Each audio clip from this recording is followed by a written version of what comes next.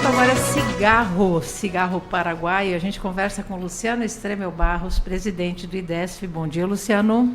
Bom dia, Cris. Bom dia, Guilherme. Bom dia a todos os ouvintes. E também com a jornalista e pesquisadora Heloísa Dalpozo. Bom dia, Elo. Bom dia, Cris. Bom dia, Guilherme. Os dois são eles, né? Dois dos três autores do artigo Cigarro, o maior mercado ilegal das fronteiras, a diferença de preços e o estímulo do contrabando. Esse artigo foi publicado numa coletânea de estudos tributários e aduaneiros da Receita Federal no Congresso. Como é que foi isso, Luciano? Vocês foram até lá?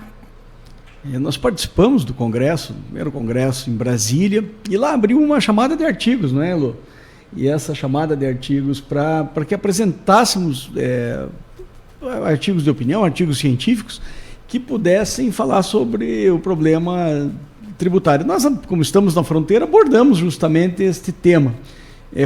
Conversamos com o Neri, ele topou estar junto nessa empreitada, e a gente pegou os dados disponíveis para poder demonstrar um pouco aquilo que a gente já sabe, né? Que o contrabando, os malefícios que o contrabando tem nessas áreas de fronteira. Elo? Por que esse tema, contrabando de cigarro, é tão relevante hoje? Por que vocês escolheram esse tema, cigarro? Assim, historicamente o cigarro é o item mais apreendido aqui em Foz do Iguaçu, né? Na nossa região de fronteira. E em 2024, nós tivemos um aumento em termos de tributação do cigarro brasileiro. Então, a gente fez um mapeamento em relação às apreensões e também a esses aumentos, tanto da alíquota quanto da tributação do cigarro produzido no Brasil. A gente vê que isso impacta diretamente no contrabando. Então, como a carga tributária para o cigarro produzido no Brasil ela é muito maior do que a carga tributária do cigarro produzido no Paraguai, a gente vê que isso aumenta o contrabando. E aí isso, claro, vai influenciar não apenas no aspecto da arrecadação tributária do Brasil, mas também nos aspectos sociais, nos aspectos econômicos, na necessidade de maior fiscalização, na necessidade de maior monitoramento. A gente vê também, né, uma coisa que também é histórica, os jovens sendo aliciados para esse mercado, para atuar nesse mercado informal. Então, inclusive para esse artigo, o Luciano entrevistou uma pessoa que trabalhou numa fábrica de cigarro no Paraguai. Então, a gente vê que é um campo, uma problemática já histórica aqui para a região, que causa impactos em diversos setores e que a gente precisa refletir um pouco mais sobre ela. É uma coisa em cadeia, né, Luciano? Ela tocou num ponto crucial aí. Você tem ações que geram reações. E quem está na fronteira já historicamente conhece essas regiões. Você tem dois grandes aspectos que impulsionam as atividades ilegais entre um país e outro.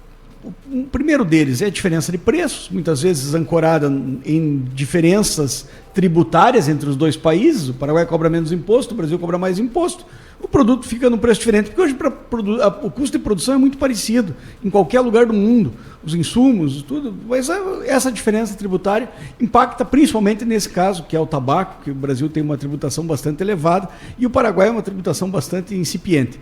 E o outro aspecto que impulsiona o contrabando, e que também concorre a este tipo de produto, são os aspectos regulatórios, né? O que pode ali, quais os parâmetros de fabricação, agentes de sabor, uso ou não de agentes de sabor, que estão proibidos no Brasil e que muitas vezes no Paraguai você não tem o mesmo rigor de legislação que nós temos aqui no Brasil. E isso serve para qualquer produto, desde cigarro, vinho, caneta emagrecedora, o que vocês imaginarem, concorre com esses dois aspectos aí. Luciano, de onde vem o tabaco que o Paraguai usa para fazer cigarro? Boa pergunta. 90% do Brasil é produzido na região do Rio Grande do Sul e é exportado legalmente para o Paraguai. Tem outras matrizes, tem a Argentina, tem o próprio Paraguai que produz um pouco, mas o Brasil é o grande fornecedor, não só para o Paraguai, mas a nível mundial. Chega a ser uma ironia, né? Um negócio ir para lá e voltar em forma de produto acabado. Inclusive, um dos temas da minha tese doutoral é exatamente isso, as commodities ilícitas, né? E você tem uma cadeia de commodities ilegais que acabam se transformando em objetos para o crime. Agora, o Luciano tocou num ponto importante. O custo de produção de cigarro, assim, pelo menos em relação à matéria-prima e tudo, ele não é tão diferente assim, né? Pegando Brasil e Paraguai. O que incide muito no Brasil aqui são questões tributárias, até impostos relacionados ao custo do cigarro para a saúde pública. Até por isso, a gente observa também que em outros estados brasileiros, Rio de Janeiro e Minas Gerais, por exemplo, tem grupo criminoso produzindo cigarro lá, inclusive falsificando marcas paraguaias, né? Isso é algo que me chama a atenção.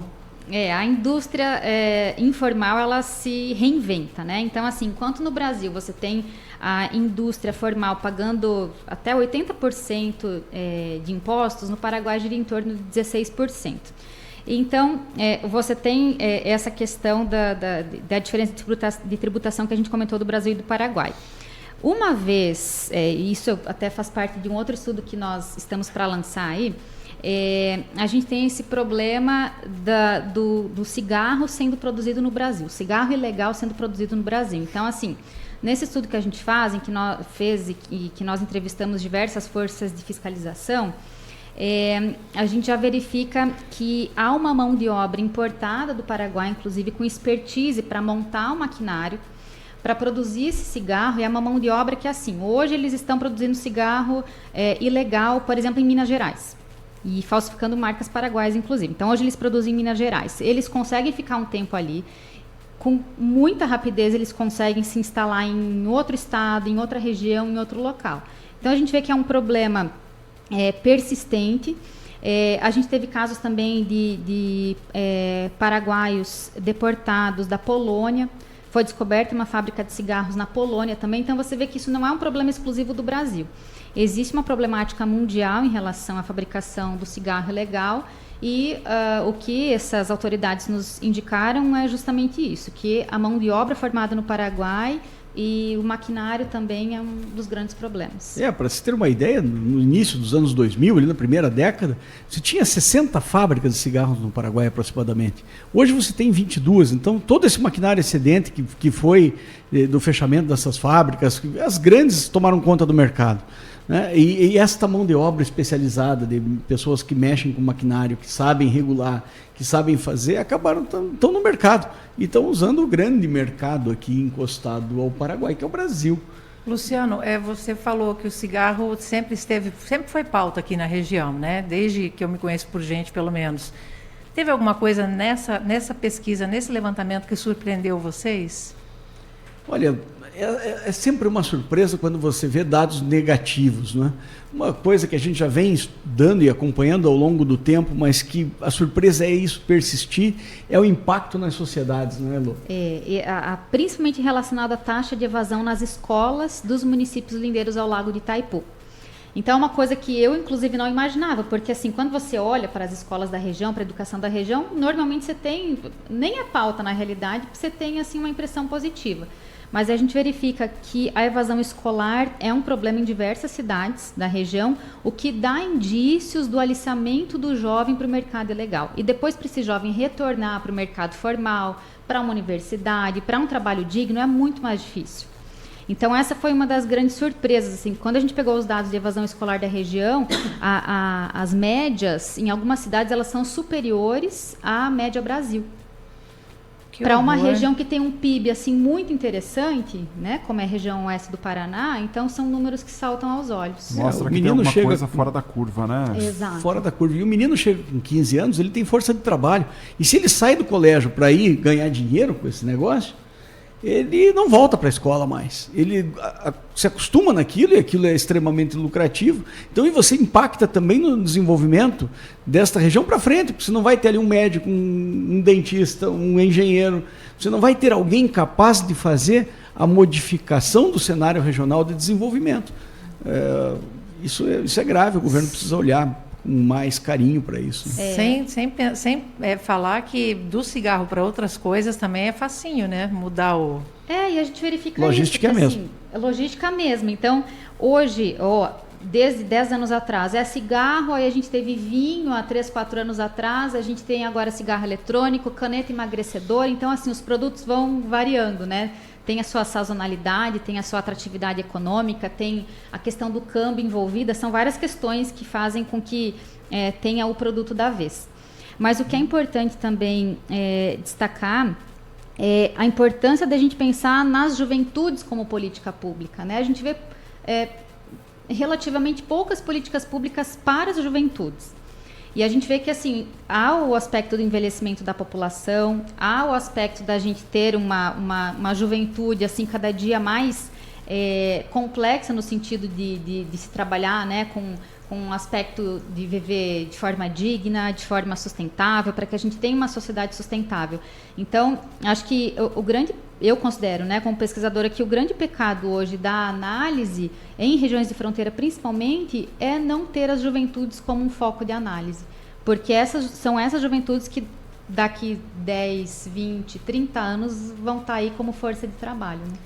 E eu queria ver com vocês, esse trabalho não é um trabalho de um, de outro, não é uma coisa desorganizada. Dá para dizer que, de uma certa forma, o contrabando de cigarro funciona com organização? Diria assim, teria algum grupo organizado por trás ou vários grupos por trás? Sem dúvida. Trabalham no vácuo do Estado, sabem das carências que nós temos fiscalizatórias, operam muito bem essas rotas. E isso é organizado, senão não chega. Um produto não tem essa capacidade de sair de uma região de fronteira, chegar numa grande capital, chegar no Nordeste brasileiro, como é o caso deste produto. Se não tiver uma organização criminosa, uma estrutura que possa acompanhar este produto. Vocês falaram há pouco da qualidade não, da maneira de produzir o cigarro e tal. Uma das coisas que pega bastante com o cigarro paraguaio é a questão de o que tem dentro deles, né?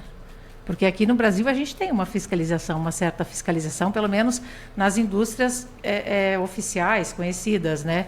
Mas e nesses irregulares aí? Que tipo de coisa que tem? A cara da Elo, a Elo só faz uma cara de, ai meu Deus. Não, esse é o aspecto regulatório realmente, que é um pouco diferente. A nossa Anvisa aqui tem uma série de exigências para o funcionamento das fábricas, você tem, e já muitas vezes no país vizinho você não encontra a mesma simetria regulatória com relação a aspectos sanitários de produto. Então, e principalmente esses produtos que estão sendo feitos de forma clandestina. Isso sim é muito grave, né? Aí você tem produto, sabe Deus o quê? Eu tive a oportunidade de visitar uma unidade clandestina dessa, é impressionante. Além do uso de mão de obra escrava, a incapacidade sanitária daquele ambiente é sujeira mesmo. Sujeira são barracões, sujeira né? mesmo, insetos. Você já foi numa indústria dessas aí, numa fábrica dessas, Elô? Ainda não, só tive a oportunidade de ver as fotos do Luciano.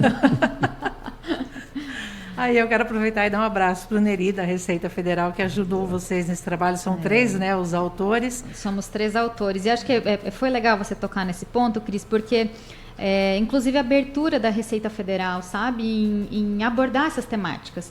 Porque você veja que a Receita Federal quem tributa, a Receita Federal quem também fiscaliza, né? Então, uma vez que ela dá abertura a tratar desses temas todos, é muito interessante. Então, a gente une a força aí da pesquisa acadêmica. O Neri, né, há anos também na Receita Federal, atuando em região de fronteira, ele trouxe muitos dados para que a gente pudesse embasar o artigo. E a gente verifica que fazer um estudo científico é aquilo que dá base para o gestor público atuar. Então, é interessante também nesse aspecto, né? A gente pega o cenário da região, trabalha com dado, etc., e consegue fazer um mapa e um panorama daquilo que a gente precisa melhorar. Esses dados da Receita, eles criam certinho um panorama da fronteira toda aqui, né? É muito interessante porque você, a partir dos dados disponíveis, consegue entender o tamanho desse movimento e dimensionar tudo isso, né? Você dimensiona financeiramente, dimensiona em termos de volume, em termos de desafios, né? Toda essa mercadoria que está passando, ela tem uma origem. Então, a Elo toca muito bem nesse assunto, quando o próprio órgão começa a trabalhar aspectos de incentivar a criação de policy papers, de papéis que possam ajudar o desenvolvimento de políticas públicas. Então, é um avanço bastante interessante. Agora, a gente vê, por exemplo, as apreensões de cigarros, elas são volumosas, né? Tanto aí em relação a quantidades, quanto a volume físico mesmo, né? A caixa de cigarro é um item grande. E a gente observa que atualmente tem a questão dos cigarros eletrônicos, né? Cigarros eletrônicos, dispositivos pequenos e que muitas vezes são recarregáveis e tudo mais. Isso, num futuro médio, aí, pode até dificultar esse combate ao tabagismo, a todo esse contrabando aí de produtos aqui na nossa região? De novo, é o aspecto regulatório que impacta, né, Elô? Você tem um produto que não está homologado no Brasil e aí tem uma demanda reprimida bastante importante nesse sentido. E a questão do preço, né, Luciano? Então, assim, o cigarro convencional, ele ainda tem um custo menor e ele tem um mercado consumidor para esse cigarro. Então, essa é a grande questão também. Por isso que a gente trabalha sempre sob a ótica de divulgar, né, o quanto o cigarro, que você não sabe a origem, ele é prejudicial para a saúde, o quanto ele precisa o quanto a gente precisa consumir, né, produtos que são regulados. Para isso que a gente tem os órgãos nacionais de fiscalização e de regulação. Então, tem esse aspecto aí que a gente tem que sempre divulgar e abordar. Qual que é o papel do IDESF nisso tudo? Que não é só cigarro que vocês trabalham há anos, né? Vamos apresentar o IDESF, né? O IDESF, Instituto de Desenvolvimento Econômico e Social de Fronteiras, uma entidade com sede aqui em Foz do Iguaçu e projeção nacional, né? O IDESF, ele desenvolve aí um papel não só aqui na nossa fronteira, mas fronteiras, né? No plural, né? Sem dúvida, o IDESF tem desenvolvido diversos projetos a nível nacionais e internacionais também. Falando dessa temática da fronteira, acho que o papel do IDESF tem sido este mesmo, né? De trazer à tona ao debate os principais temas que impactam nessas regiões, tanto econômicos quanto sociais. Nessas extensas fronteiras, estamos falando de uma fronteira de 16.800 quilômetros, com 10 países, 11 estados da Federação Brasileira. E nós temos atuado em diversos biomas desta fronteira, são 5 biomas ao longo da fronteira, né? Passa pelo Pampa, a Mata Atlântica do interior, o Pantanal e a Amazônia e o Cerrado, também no Mato Grosso do Sul. Então, a fronteira é muito rica, mas rica também de oportunidades, mas com grandes desafios. E vocês são ricos em dados, que ontem até o Fantástico procurou vocês para falar das canetas emagrecedoras, né? Ricos em dados, exatamente. Acho que essa parte de monitoramento, dado e avaliação, a gente tem cumprido com a cartilha, né, Luciano? Pois é, caneta emagrecedora é a pauta atual. Então, a gente vê que a Receita lançou dados aí, né, das apreensões das canetas emagrecedoras em 2025. A gente vê que é um mercado estimado em 30 milhões? Em 60 milhões de reais já, desse mercado ilegal de canetas emagrecedoras. Então, numa espiral decrescente, sabe Deus ainda, eu acredito que em ascensão.